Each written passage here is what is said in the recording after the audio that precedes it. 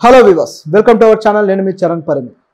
ద్వారంపూడి చంద్రశేఖర్ రెడ్డి చంద్రబాబుకి డైరెక్ట్గా సవాల్ చేస్తున్నారు. సో ఆయన గత కొద్ది రోజులుగా అనేక అక్రమ కేసుల్లో ఆయన ఇరుక్కుంటూ ఆయన మీద కేసులు చుట్టుకుంటూ ఉన్నాయి.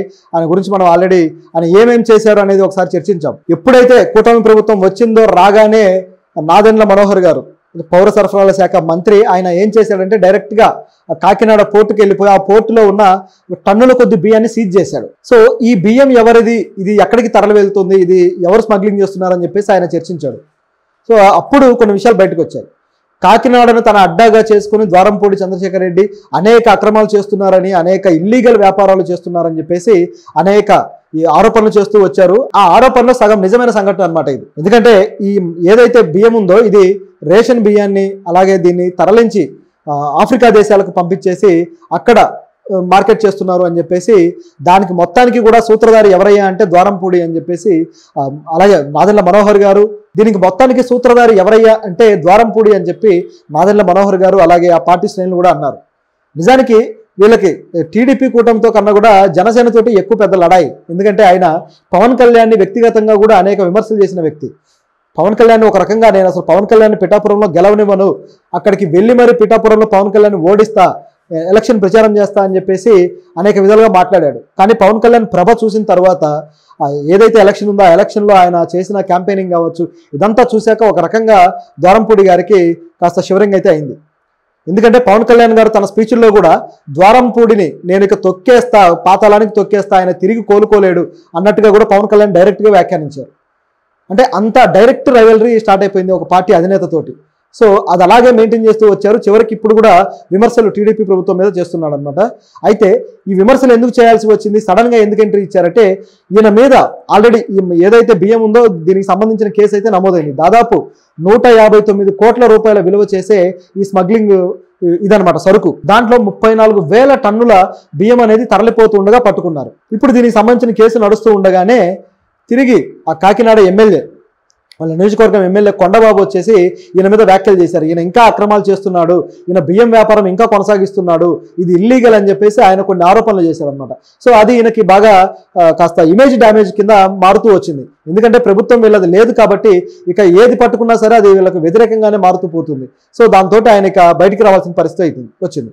ఇప్పుడు బయటకు వచ్చి ద్వారంపూడి గారు ఏమంటున్నారంటే, ఈ కొండబాబు కావాలనే కక్షపూరితంగా నా మీద ఇట్లా విమర్శలు చేస్తున్నాడు, కొండబాబు చేసే అక్రమాలు కూడా నేను బయట పెడతాను, ఆయిల్కి సంబంధించి అలాగే బియ్యం అక్రమాలకు సంబంధించి ఆయన కూడా కొన్ని చేశాడు, సో ఇవన్నీ కూడా నేను బయటికి తీసుకొస్తాను అని అన్నాడు. అంటే ఆయన దగ్గర ఆల్రెడీ ఆధారాలు ఉన్నాయట. ఈ ప్రభుత్వం వచ్చి కేవలం 2 నెలలే అయింది. ఈ 2.5 నెలల్లోనే ఈయన ఏమేమి అక్రమాలు చేశాడో నేను బయటికి తీసుకొస్తా, అలాగే 6 నెలల టైం ఉంది, ఈ 6 నెలల టైంలో మీరు ఏమేమి అక్రమాలు అయితే చేశారో అవన్నీ కూడా నేను బయట పెడతా అని చెప్పేసి ఒక 6 నెలల టైం అయితే వీళ్ళకి ఇచ్చాడనమాట, అల్టిమేటం జారీ చేశాడు. సో ఈ 6 నెలల తర్వాత మరి ఏమేం చేస్తారో చూడాలి. ఎందుకంటే ఈ 6 నెలల్లో వాళ్ళు ఖచ్చితంగా అవినీతి చేస్తారు అనేది ద్వారంపూడి నమ్మకం. బహుశా వాళ్ళు చేస్తే తప్ప ఈయన బయటికి తెచ్చి పెట్టలేడు కదా, కాబట్టి ఆయన చేయాలని కోరుకుంటున్నాడేమో ఒక రకంగా. సో ఇది ఒక న్యూస్. అయితే ఈ చంద్రబాబు గారిని కూడా ఈ ప్రభుత్వం చేస్తున్న ప్రతి అవినీతి మీద నేను బయటికి తీసుకువస్తాను, ఈ కూటమి ప్రభుత్వము చంద్రబాబు గారు అలాగే పవన్ కళ్యాణ్ గారు కలిసి నా మీద కక్ష కట్టి ఈ విధంగా నన్ను ఈ కేసులో ఇరికిస్తున్నారు, మీరు ఖచ్చితంగా దీనికి మూల్యం చెల్లించుకుంటారు అని చెప్పేసి ఈయన వ్యాఖ్యానించాడు. నిజానికి ఈయన చుట్టూ ఉన్న కేసులు చూస్తే ఈ పాటికి ఈయన అరెస్ట్ అయి ఉండాలి, కానీ అలా కాకుండా బయటే ఉండి ఈ విధంగా వ్యాఖ్యానిస్తున్నారంటే సో అది ఏ విధమైన పద్ధతో మరి చూడాలి. ఎందుకంటే ప్రభుత్వం కూడా ఆయన్ని పవన్ కళ్యాణ్ తొక్కేస్తా అన్నాడు కానీ పూర్తి స్థాయిలో తొక్కినట్టు లేడు. ఆయన అయితే ఏదో తన పని తాను చేసుకుంటూ వెళ్తున్నాడు.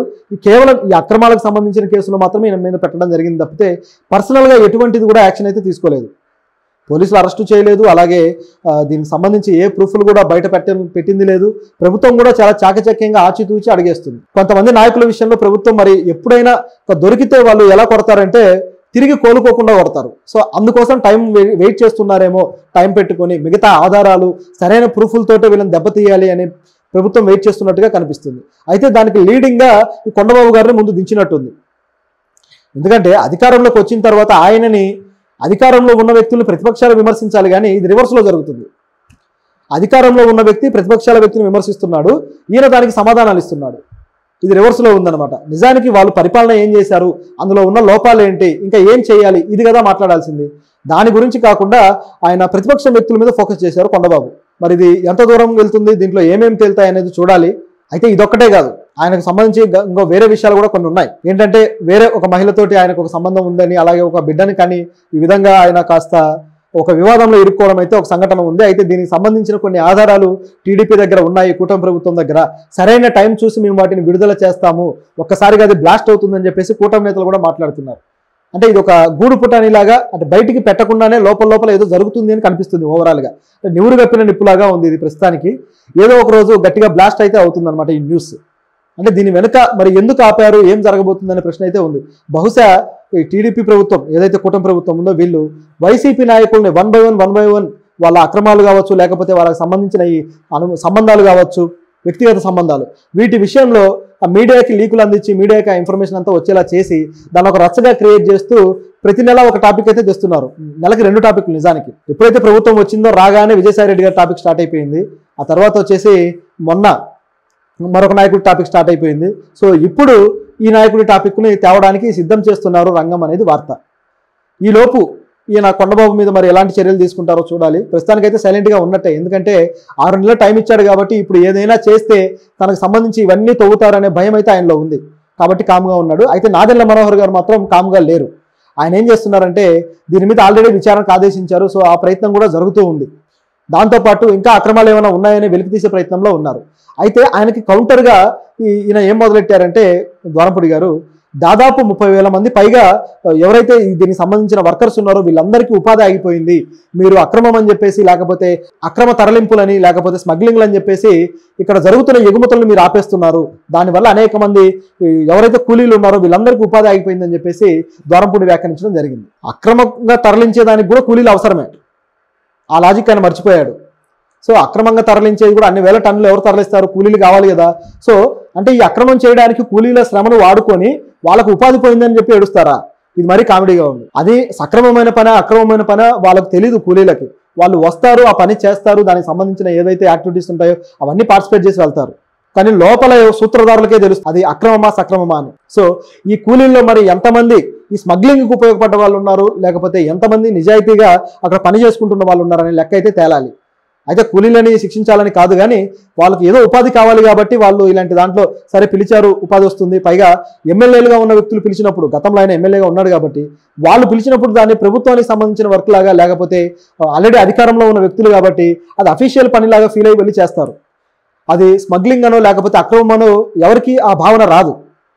సో అధికారంలో కూర్చొని ఉన్న వాళ్ళే చేస్తే ఈ క్రైముల వల్ల, లేకపోతే ఇలాంటి అక్రమమైన వాటి వల్ల జరిగే నష్టం ఏంటయ్యా అంటే సామాన్యులు కూడా దాంట్లో తెలియక భాగస్తులు అవ్వడం. సో ఇది అరికట్టాలి అంటే ఖచ్చితంగా ఈ అక్రమాలను వెలుగులోకి తీసుకొచ్చి వాటికి శిక్షలు పడేలా చేస్తే తప్ప ఇది అరికట్టలేరు. సో సామాన్యులు కూడా కాస్త ఆలోచించే అవకాశం ఉంటుంది. రెండోది, అసలు ఇలా జరగకుండా చూడడం కోసం చర్యలు తీసుకోవాలి. ఏ పౌర సరఫరాలు ఏవైతే అందించాల్సినవి ఉంటాయో వాటన్నిటికీ సంబంధించి ఒక చర్యలు అయితే తీసుకోవాలి. అప్పుడు అది సక్రమంగా నడుస్తుంది కాబట్టి అక్కడ ఉపాధి దొరికే వాళ్ళకు కూడా అది స్మగ్లింగ్కి సంబంధించిన ఉపాధి కాకుండా అసలైన ఉపాధి దొరుకుతుంది. సో ఇది ఇక్కడ జరగాల్సింది. మరి ఈ 6 నెలల టైంలో ఇంకేమేం జరుగుతుందో చూడాలి.